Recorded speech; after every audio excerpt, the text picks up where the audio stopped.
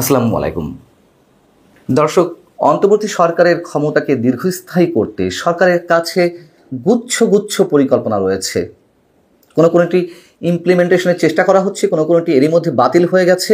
যেমন স্থানীয় সরকার নির্বাচন জাতীয় সংসদ নির্বাচনের আগে অনুষ্ঠিত করতে হবে, সেরকম একটি পরিকল্পনা সরকারের মধ্য থেকে বেশ জোরে সোরে রব আকারে তোলা হয়েছিল। সেটি আপাতত ফিকে হয়ে এসেছে, তবে চলমান একটি প্রক্রিয়া তো রয়েছে। সংস্কারের মূল্য আমাদের সামনে ঝুলিয়ে রাখা হয়েছে, সেটি চলমান এবং এর পাশাপাশি আরও নানান ধরনের পরিকল্পনা এর মধ্যে আমরা দেখতে পাচ্ছি। এবং বিভিন্ন রাজনৈতিক দলের নেতা থেকে শুরু করে সরকারের অনুগত যে কিংস পার্টিগুলো রয়েছে তাদের পক্ষ থেকে শুরু করে দেশের বাইরে যে কথিত ইনফ্লুয়েন্সাররা রয়েছেন তাদের মুখ থেকেও দাবি করা হচ্ছে নির্বাচনে কি দরকার, নির্বাচন ছাড়া তো এর আগে অনেকে ক্ষমতায় ছিল, সমস্যা কি? তো ডক্টর মোহাম্মদ ইউনূসকে 3 বছর বা 5 বছর ক্ষমতায় থাকতে হবে। তারই অংশ হিসেবে আমরা একটি অভিনব কর্মসূচি দেখলাম। আপনারা নিশ্চয়ই কেউ কেউ এর মধ্যে এই কর্মসূচির কথা জেনেছেন। March for Yunus, March for Yunus নামে একটি কর্মসূচি এর মধ্যে পালিত হয়েছে। অর্থাৎ সেখান থেকে দাবি করা হচ্ছে ডক্টর মোহাম্মদ ইউনূসের জন্য আমরা মার্চ করছি, ডক্টর মোহাম্মদ ইউনূসকে 3 বছর বা 5 বছর ক্ষমতায় থাকতে হবে। এবং এই কর্মসূচিটি শুরু হয়েছে নারায়ণগঞ্জ থেকে। সেখানে লোক হয়েছিল কতজন জানেন? কত লাখ? মাত্র 15 জন। এতে অবাক হওয়ার কিছু নেই, এগুলো সব ম্যাটিকুলাস ডিজাইনের অংশ। এই 15 জন থেকে আস্তে আস্তে বিভিন্ন জেলায় ছড়িয়ে দেওয়া হবে, শত শত মানুষকে কর্মসূচিতে আনা হবে, হাজার হাজার মানুষকে কর্মসূচিতে জয়েন করানো হবে, ভাড়ায় লোক আনা হবে। ডক্টর মোহাম্মদ ইউনূসের তো টাকার অভাব নেই এবং সরকারের কোষাগার তো রয়েছেই। এর আগে তো আমরা দেখেছি যে সরকারি কোষাগারগুলো কীভাবে ব্যবহার করা হয় দলীয় স্বার্থে, যারা ক্ষমতায় থাকে। এখন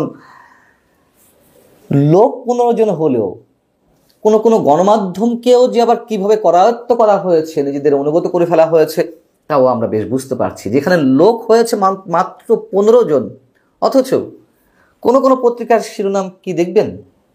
দেখুন যে নারায়ণগঞ্জে সর্বস্তরের জনগণের ব্যানারে মার্চ ফর ডক্টর ইউনূস কর্মসূচি পালিত। সর্বস্তরের জনগণ, মানুষ কিন্তু হয়েছেন 15 জন। তো সেই কর্মসূচিতে বক্তারা কি বলছেন, যা বললাম এর আগে একটু সামারি আপ করলাম, সেটা যদি আরেকটু ভালো করে বলি আপনাদের সামনে, যে সংস্কারের আগে নির্বাচন না দেওয়া এবং ডক্টর মোহাম্মদ ইউনূসের নেতৃত্বাধীন বর্তমানে অন্তর্বর্তীকালীন সরকারের মেয়াদ কমপক্ষে 3 বছর করতে হবে। এর উপরে 5 বছর 10 বছর এগুলো হলে তো কোনো সমস্যাও নেই, তেমনটাই বলা হচ্ছে। এখানে বলা হচ্ছে যে সাধারণ মানুষ এখন ডক্টর ইউনূসকে নিয়ে আশা দেখছেন। আমরা চাই আগে দেশের সংস্কার হোক, তারপর নির্বাচন। আগে বিদেশি বিনিয়োগ খুব একটা আসতো না, এখন নাকি বিদেশি বিনিয়োগে বাংলাদেশ ভেসে যাচ্ছে। তারা বলছেন যে বিদেশি বিনিয়োগ আনার জন্য প্রধান উপদেষ্টা দিন রাত কাজ করছেন। সামনে আমাদের দেশে কর্মসংস্থান বাড়বে, বেকারত্ব হ্রাস পাবে। আমাদের স্বপ্ন ছিল উন্নত দেশের মতো যেন আমরা তাল মিলিয়ে চলতে পারি, আমাদের দেশ নিয়ে যাতে আমরা গর্ব করতে পারি। মানুষ সবাই ভাবছে, মানুষ চিন্তা করছে আমাদের দেশ ইউরোপ আমেরিকাকে ছাড়িয়ে যাবে। বুঝুন, বেকারত্ব হ্রাস পাবে, কর্মসংস্থান বাড়বে। খোঁজ নিয়ে দেখুন, পরিসংখ্যান নিয়ে দেখুন। 2024-এর 5 আগস্টের আগে কর্মসংস্থান অবস্থা কী ছিল, সেটি কতটা নেমে এসেছে। আর বিদেশি বিনিয়োগ, এই মানুষগুলোকে আমি দোষ দেই না। সহজ সরল মানুষ, হয়তো তাদেরকে ইনফ্লুয়েন্স করছে, জড়ো করছে, আদিষ্ট হয়ে তারা এই কর্মসূচিগুলো পালন করছে। আমাদের ধারণা যে ভাড়ায় লোক আনা হচ্ছে, এটি তো বলার অপেক্ষা রাখে না।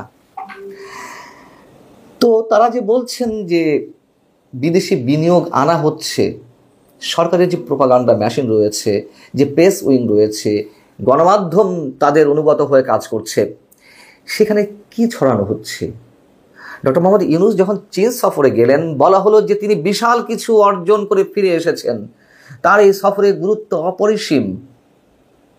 সরকারের অনুগত কিছু কূটনীতিবিদ, কিছু রাজনীতিবিদ তারা এগুলো বলা শুরু করলেন এবং বলা হলো যে তারা পাগল বাংলাদেশে বিনিয়োগ করার জন্য। চীনা বিনিয়োগকারীরা, দেশ মানে সরকারি বেসরকারি বিনিয়োগকারীরা, ব্যবসায়ীরা, তারা প্রতিশ্রুতি দিয়েছেন $2.1 বিলিয়ন বাংলাদেশে বিনিয়োগ করার জন্য প্রতিশ্রুতি দিয়েছেন। এ বিষয়ে আমি আগেও কথা বলেছি যে প্রতিশ্রুতি আর কি অপেক্ষা থাকতো। ডক্টর মোহাম্মদ ইউনূসের চীন সফরের বিষয়টি তো একদিনের মধ্যে সম্পন্ন হয়নি, একদিনের নোটিশে। 2-3 মাস আগে থেকে আয়োজন চলছিল। যদি বিনিয়োগ করবেই তাহলে তো ওইখানেই অনেক ধরনের চুক্তি সম্পাদন হতো। প্রতিশ্রুতি বলার দরকার, তাই বলেছে। কিছু কথা আদায় তো না, কিছু আহ্বান জানিয়েছিলেন যে কিছু বলো, তোমরা আমাদেরকে আশার বাণী শোনাও। ওই আশার বাণী একসাথে করে $2.1 বিলিয়ন প্রতিশ্রুতি বিনিয়োগের।